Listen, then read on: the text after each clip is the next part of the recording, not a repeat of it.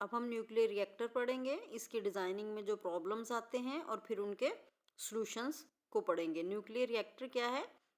जिसमें हम फिशन का प्रोसेस यूज़ करते हैं और कंट्रोल्ड मैनर में कंट्रोल्ड चेन रिएक्शन यूज़ करते हैं, यानी एक न्यूट्रॉन फर्दर फिशन का प्रोसेस कैरी ऑन करता है।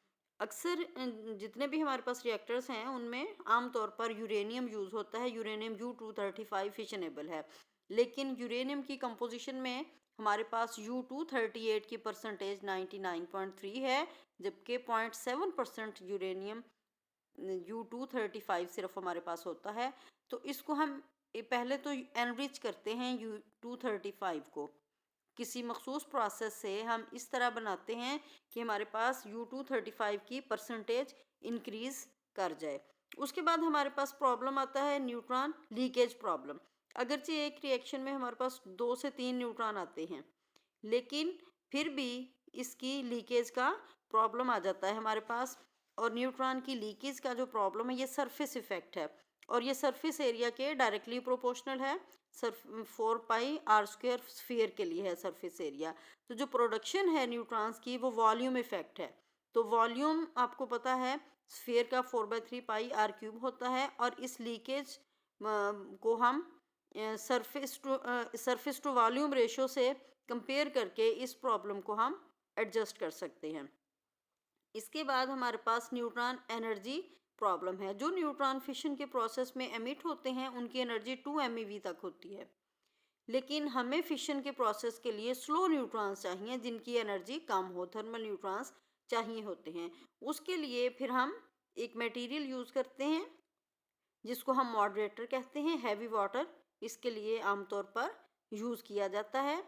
और ग्रेफाइट भी हम यूज़ कर सकते हैं जिसमें हम फ्यूल को यूज़ करते हैं, और इस तरह ये मॉडरेटर फास्ट न्यूट्रॉन्स को स्लो कर देता है।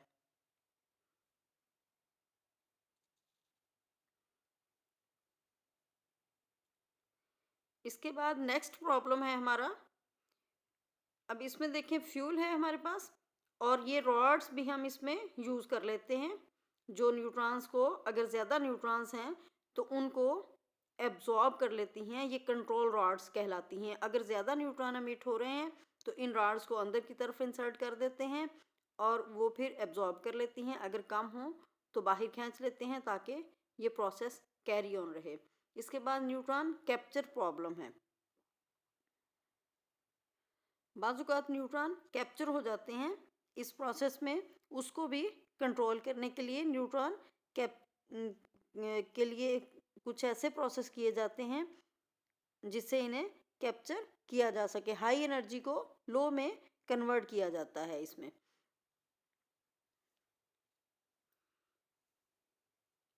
मल्टीप्लिकेशन फैक्टर के आ जाता है, K = P/A+L। अब इसमें अगर के की वैल्यू 1 होती है तो हम इसको कहते हैं क्रिटिकल, स्टेडी भी कह सकते हैं। स्टार्ट में के की वैल्यू 1 से कुछ ज़्यादा रखी जाती है, इस तरह से हम इसको एडजस्ट करते हैं।